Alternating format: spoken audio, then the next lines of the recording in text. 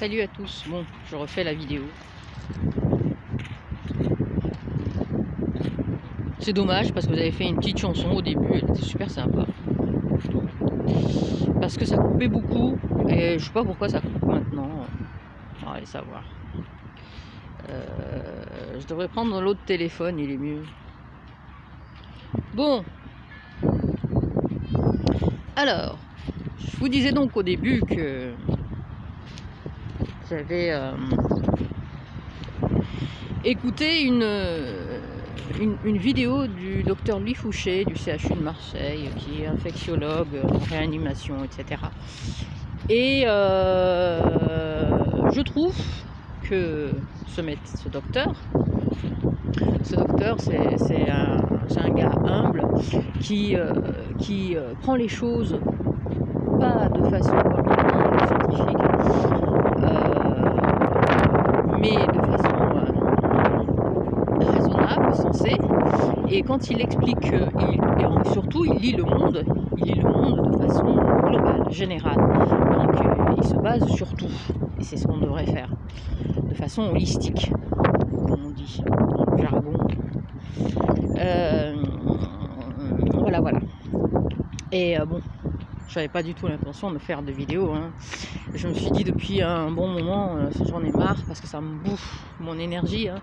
C'est pas le temps, c'est l'énergie, parce que au lieu d'être là, juste de temps en temps je respire et je me fais du bien,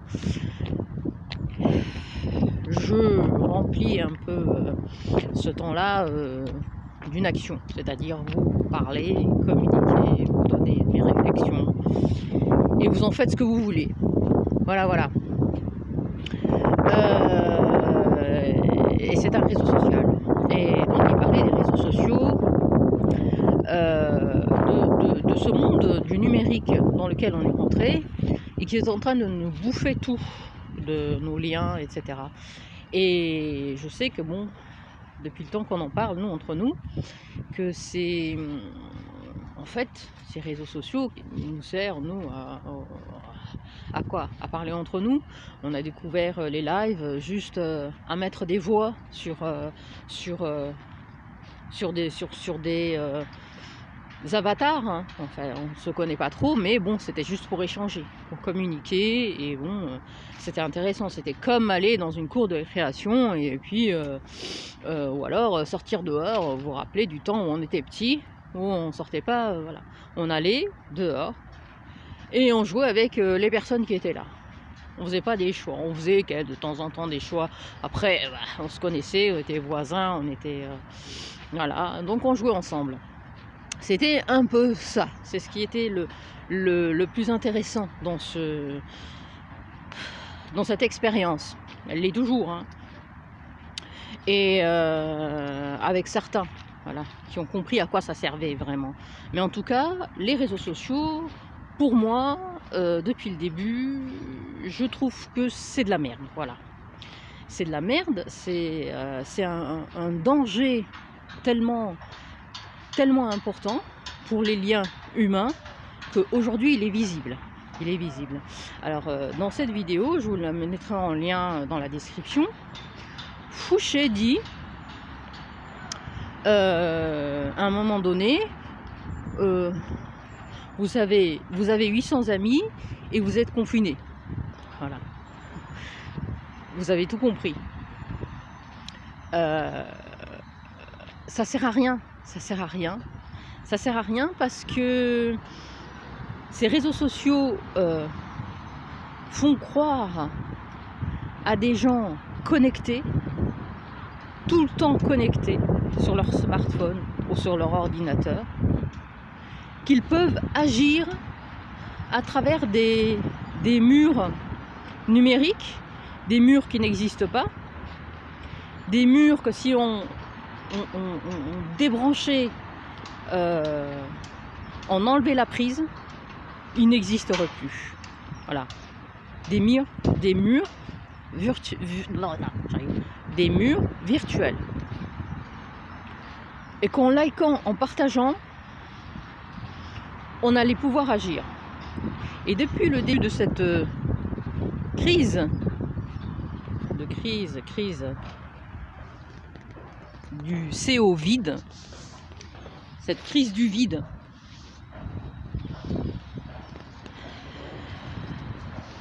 De cette religion du vide qui est l'internet et que sont devenus aussi nos liens.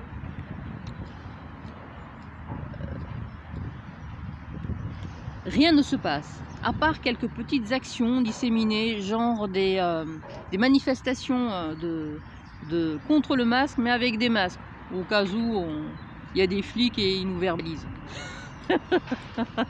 Absurde. On est entré dans un truc, mais comment dire, dans un espace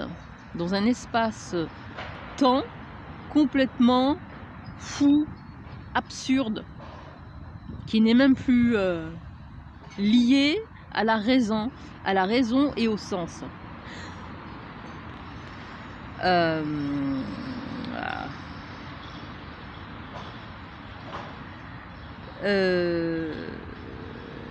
Exemple, ce matin, il y a eu une publication d'une personne super contre le masque obligatoire, etc. Et qui a une superbe idée d'après elle. C'est celle de ne plus ni liker ni poster pendant 3 jours pour ne pas faire de l'argent à Facebook qui censure. On en est réduit à ça. Le verbe n'est même plus une action. Le verbe rester, demeurer, prendre, manger,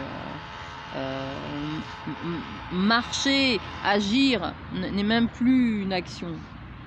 C'est un mot vide de sens. Parce que lorsque on décide de faire un potager, on va dans le jardin et on plante des graines. Et on espère que cette graine va donner quelque chose et quelque chose de bon. Voilà, il arrive que les graines ne donnent rien. Eh bien, ce qui se passe aujourd'hui, c'est que les gens espèrent en cliquant et en partageant que cela va donner une action concrète. Ils ne se contentent que ça. Et je dis ça parce que quand on leur donne des actions concrètes, toutes simples, toutes comme écrire des notes à la main pour ne pas avoir à perdre de l'argent dans des affiches ou dans des photocopies, des notes à la main à mettre à leurs voisins. Quand on a les moyens, on le fait. Mais ils ne le font même pas.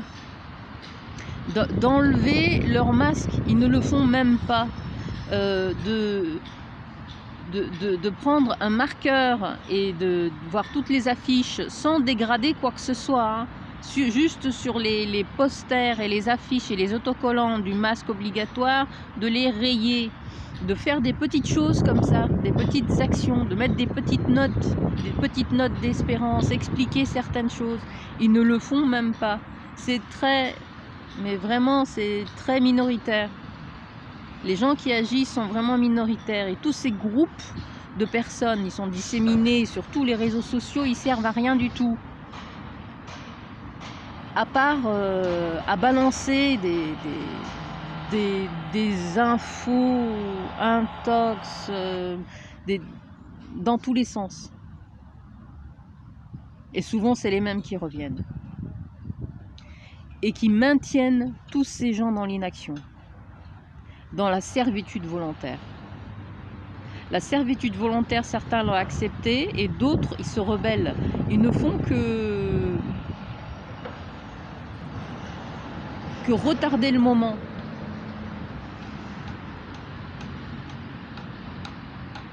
Je sais qu'une minorité d'entre nous fait quelques petites actions, certains ne le disent pas, certains le disent, qu'ils rentrent son masque, qu'ils en ont marre, qu'ils essaient, même s'ils se font rabrouer, c'est pas grave, de réveiller les gens, et qu'ils continuent, même s'il y a des moments de fatigue, hein, Là, on ressent la fatigue, hein, d'essayer de parler, de faire comprendre aux gens. Et en fait, ces réseaux sociaux ont tué en fait toute forme de révolution. Déjà, les mots nous ont été volés depuis le début, ont été pervertis, manipulés pour que le, le mental ne puisse même plus se battre contre ce qui arrive. C'est incroyable. Même ces mots-là ont été pervertis pour annihiler toute idée de révolution dans la tête des gens. Là, avec ces réseaux sociaux, ce n'est qu'un renforcement de cette annihilation. C'est un renforcement de cet emprisonnement mental. Et le masque se rajoute à ça. Le masque se rajoute à ça. Quand on assiste, par exemple, quand on assiste à une altercation dans la rue, il y a très peu de gens qui viennent voilà, arrêter une bagarre ou une altercation, ou disent aux gens arrêtez, c'est rien. Déjà, il est difficile de s'interposer parce qu'on ne sait pas ce qui s'est passé, parce qu'on a peur voilà, de se prendre un coup, parce que voilà. Alors imaginez avec le masque, on s'en est rendu compte, nous, enfin ceux qui rentrent dans les métros ou dans les bus ou dans les transports en commun ou sans masque. Est-ce qu'une seule personne est venue vers vous? Est-ce qu'une seule personne a pris cause et fait pour vous? Personne. C'est pire quand on a le masque. Le masque empêche vraiment. Il vous muselle, c'est vraiment une muselière. C'est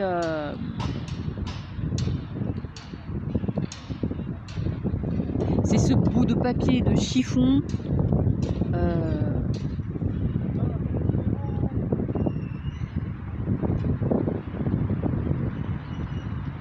qui non seulement vous empêche de respirer, mais il vous empêche de vous exprimer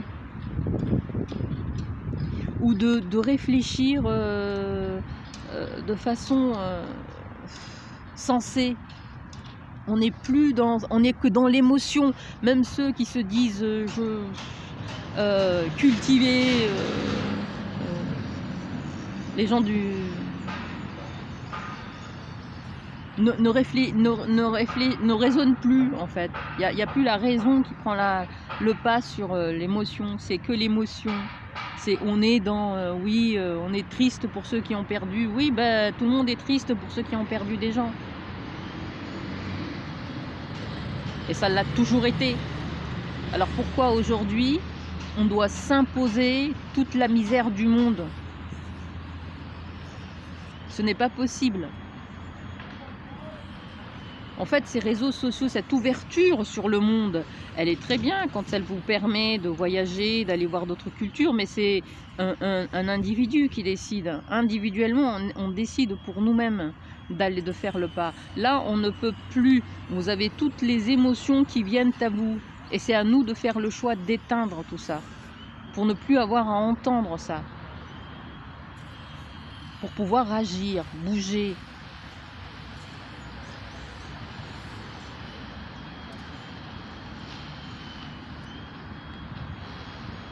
L'espérance, elle n'a de sens fort, elle n'a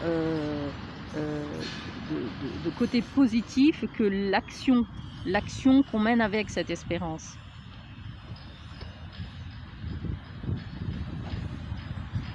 On ne peut continuer à être positif que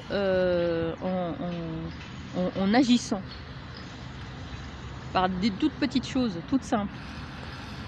Et la première des toutes petites choses, simple à faire, mais difficile, parce que vous allez avoir tous les yeux des autres, tous les autres derrière vous, beaucoup ne seront pas contre vous, ils vous regarderont, ils vous diront rien du tout. Il y en aura toujours un qui va... mais vous avez tout ce qu'il faut. Parce que vous n'êtes pas malade, vous n'avez pas besoin de porter un masque, c'est enlever ce masque. Il faut enlever le masque. Mais vraiment, les gens, je ne sais même plus comment vous faire comprendre ça. Je sais qu'il y en a parmi beaucoup, enfin des minorités, d'ailleurs il n'y a qu'une minorité qui m'écoute, on n'est pas beaucoup, qui m'écoute et qui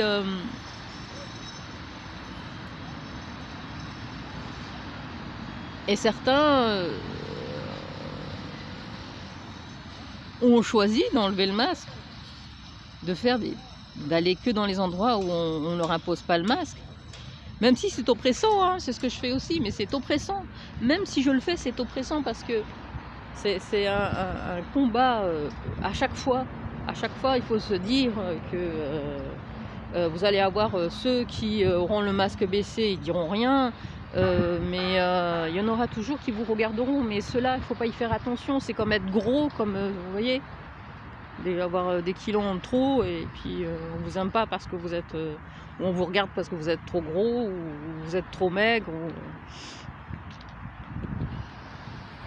et où vous êtes le seul noir au milieu de tas de Scandinaves bien blonds, bien blancs, voilà.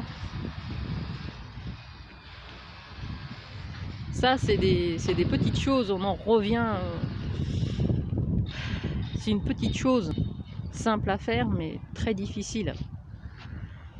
Très difficile parce que vous comprendrez que maintenant, on n'a rien sans rien. Ceux qui la coulaient douce, qui avaient plus rien à faire, non. C'est maintenant ça va être de plus en plus difficile, vraiment, le masque. Et arrêtez les réseaux sociaux, ça sert à rien d'aller liker, ça sert à rien d'aller commenter, ça sert à rien d'aller...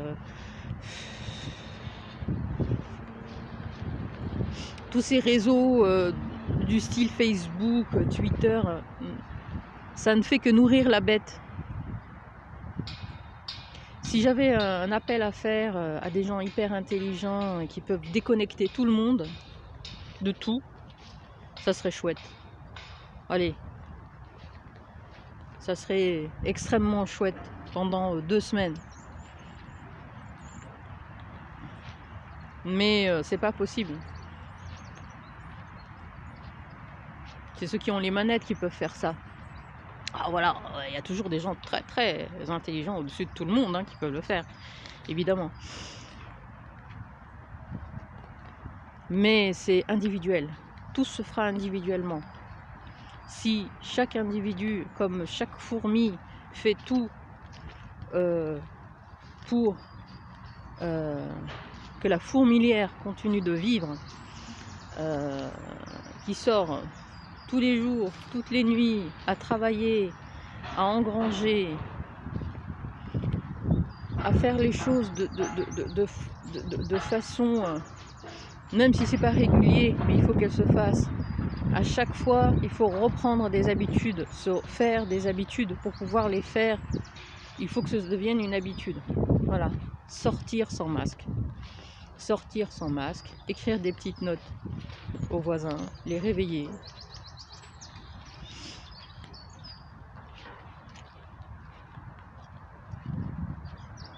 Une bonne fois pour toutes, de leur torpeur. Ils ne sont pas endormis, ils sont dans une torpeur, ils ont peur. Alors je sais plus pourquoi je dis ça moi. C'est comme d'habitude décousu. J'espère que ça n'a pas trop coupé, parce que la première vidéo elle était complètement... Je n'ai pas compris pourquoi c'était coupé. Je comprends pas. Enfin. Et pourtant c'était vachement bien, c'était moins décousu que ça. Enfin. Sortez démasqués. Vraiment. Alors, le masque est notre prison mentale. Je le répéterai jamais assez. Sortez démasqués. Soyez courageux.